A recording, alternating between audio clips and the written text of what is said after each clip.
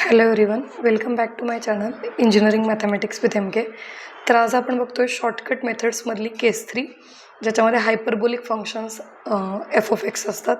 Okay, तर hyperbolic functions कोणते? Sine hyperbolic आणि cos hyperbolic.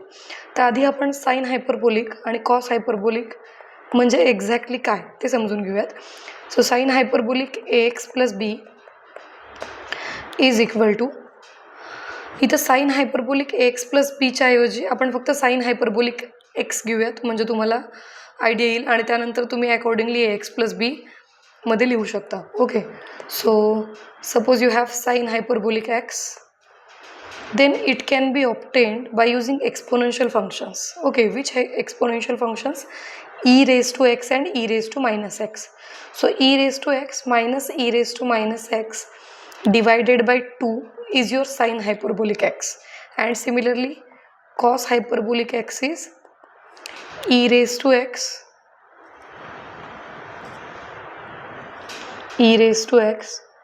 plus e raised to minus x divided by 2. It is your cos hyperbolic x. Okay, तर या दोन फॉर्म्युलांचा use आता आपल्याला करायचं नाही. आपल्याला कोणाचा यूज करायचा आहे?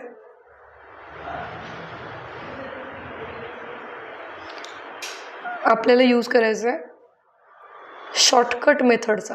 ओके, पण हे फॉर्म्युले तुम्हाला माहिती पाहिजेत. हे कुठेतरी IMP म्हणून तुम्ही लिहून घ्या. ओके, या फॉर्म्युलांचा यूज मे बी आपण फर्दर केसेसमध्ये करणार आहे.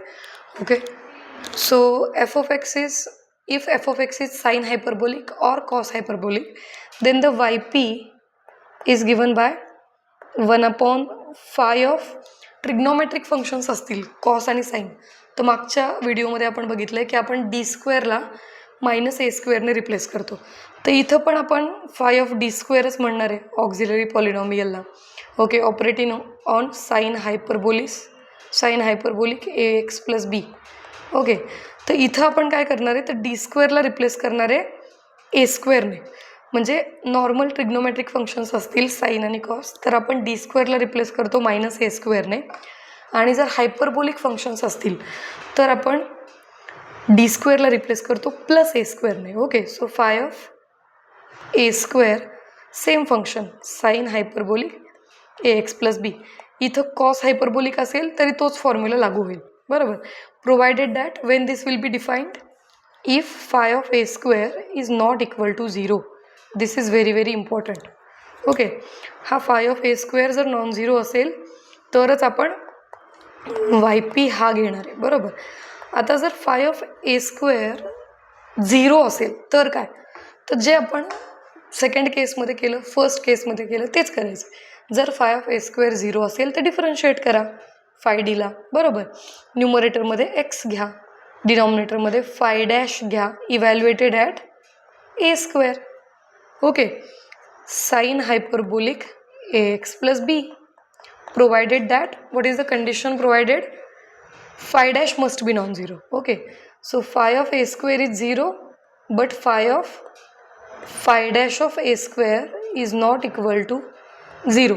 आता जर हे दोन्ही 0 झाले तर काय, म्हणजे परत फाय डॅश पण 0 आला तर काय करायचं, तर त्याला अजून एकदा डिफरन्शिएट करायचं आणि न्यूमरेटरमध्ये x² घ्यायचं, बरोबर. So x² by phi double dash at a² sine hyperbolic ax + b, provided that phi of a² is equal to phi dash a² is equal to 0 but phi double dash at a² is not equal to 0.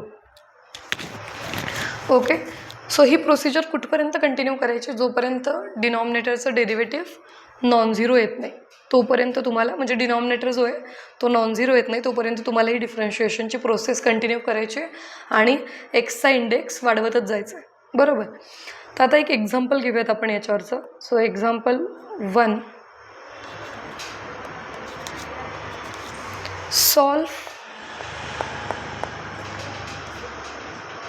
Solve हे example घेतोय आपण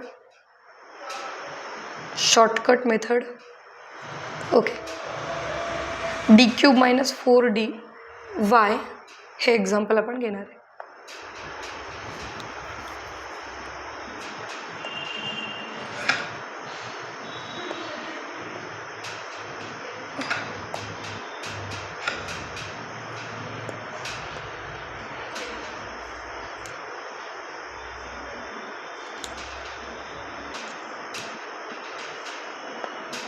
हे example आपण घेतोय. Okay, let me erase it. D cube minus 4dy is equal to 2 cos h2x. Okay, D cube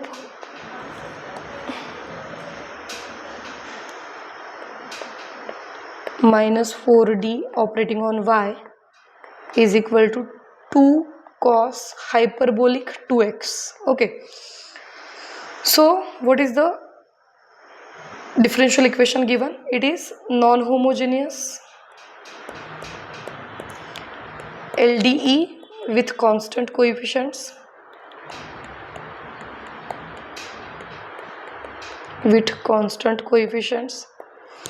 What about the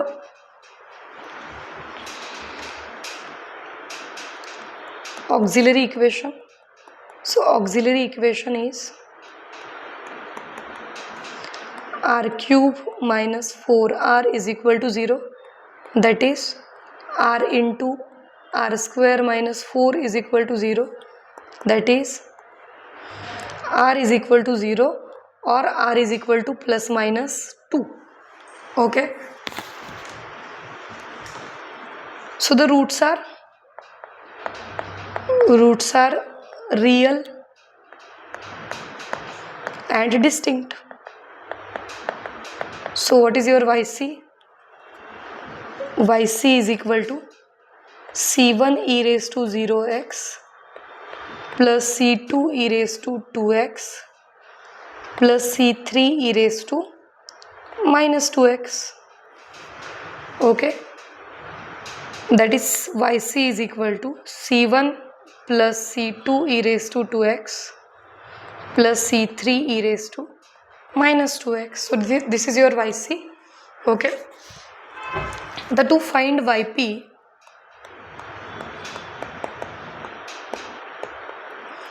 yp is equal to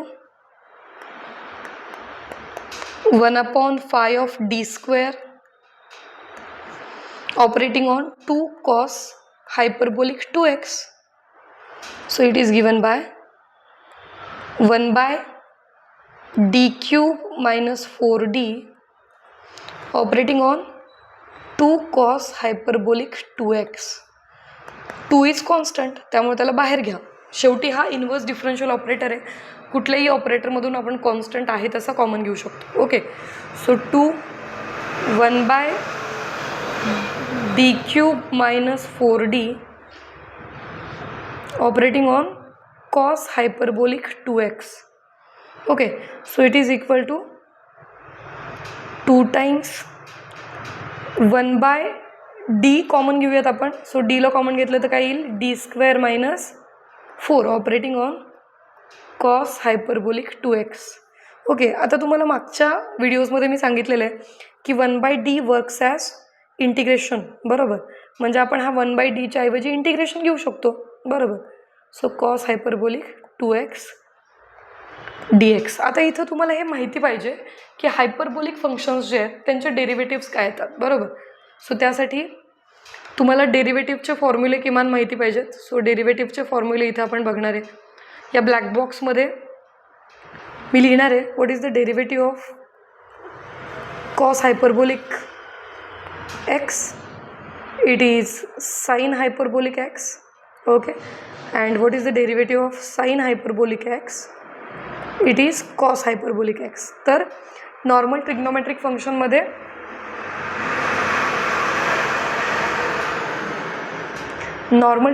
फंक्शनमध्ये cos एक्सचं derivative minus sine x असतं, पण hyperbolic फंक्शन्समध्ये cos hyperbolic एक्सचं derivative simple sine hyperbolic असतं, minus sine नाही आहे.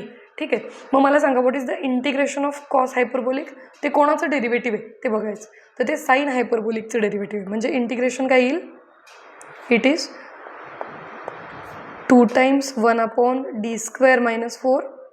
Cos hyperbolic हे कोणाचं डेरिव्हेटिव्ह आहे? साइन हायपरबोलिकचं.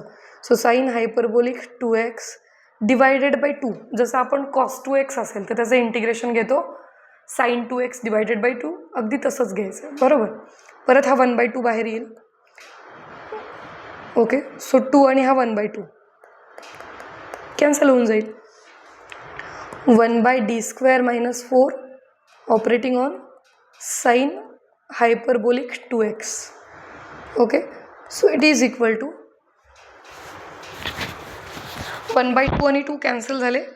सो फक्त काय उरणार आहे, 1/d² - 4 operating on sine hyperbolic 2x. Okay, आता ही केस 3 आली बरोबर. साइन हायपरबोलिक आहे, मग साइन हायपरबोलिक असेल तर आपण काय करतो बघा.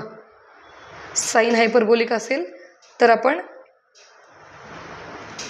d² रिप्लेस करतो a² बरोबर. इथं a ची व्हॅल्यू काय आहे, a ची व्हॅल्यू आहे 2. सो a² काय झाला 4.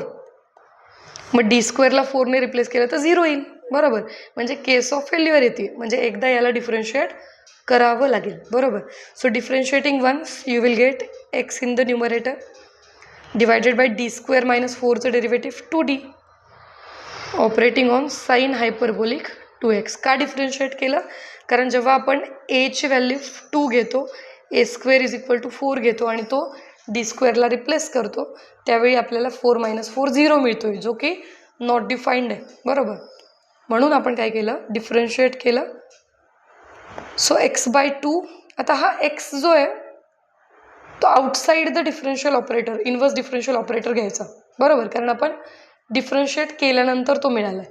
म्हणजे 1/d will work on sine hyperbolic only. Okay, so 1/d works as integration. 1/d is equivalent with integration.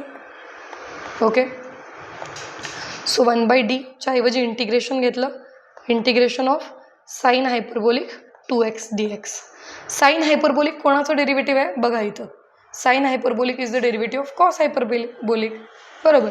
म्हणजे इथं काय येणार, x/2 cos hyperbolic 2x divided by 2 बरोबर. So it is equal to x into cos hyperbolic 2x divided by 4. So this is your yp. So what is the solution then?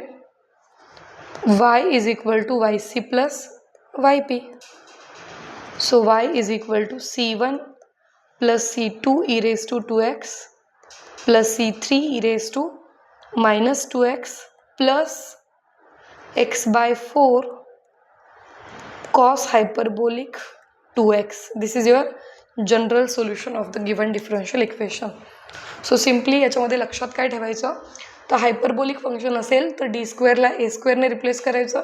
After differentiating जो x येतो त्याला inverse डिफरन्शियलच्या बाहेर घ्यायचं आहे, म्हणून आपण इंटिग्रेशनच्या आतमध्ये त्याला घेतलं नाही बरोबर.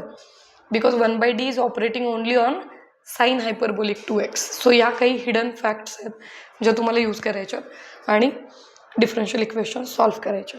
Okay, so this is all about the third case of shortcut method. Next व्हिडिओमध्ये आपण 4th केस बघणार आहे. व्हिडिओ आवडला असेल तर नक्की लाईक करा, कमेंट करायला विसरू नका. तुमचे जे काही सजेशन्स असतील, जे काही डाऊट्स असतील ते तुम्ही कमेंटमध्ये सांगू शकता. डिस्क्रिप्शन बॉक्समध्ये जो व्हॉट्सअप ग्रुप दिलेला आहे तो नक्की जॉईन करा, कारण त्याच्यावरती मी या सगळ्या सोल्युशन्सची PDF पोस्ट करते. ओके, त्यानंतर okay, that's it. Thank you.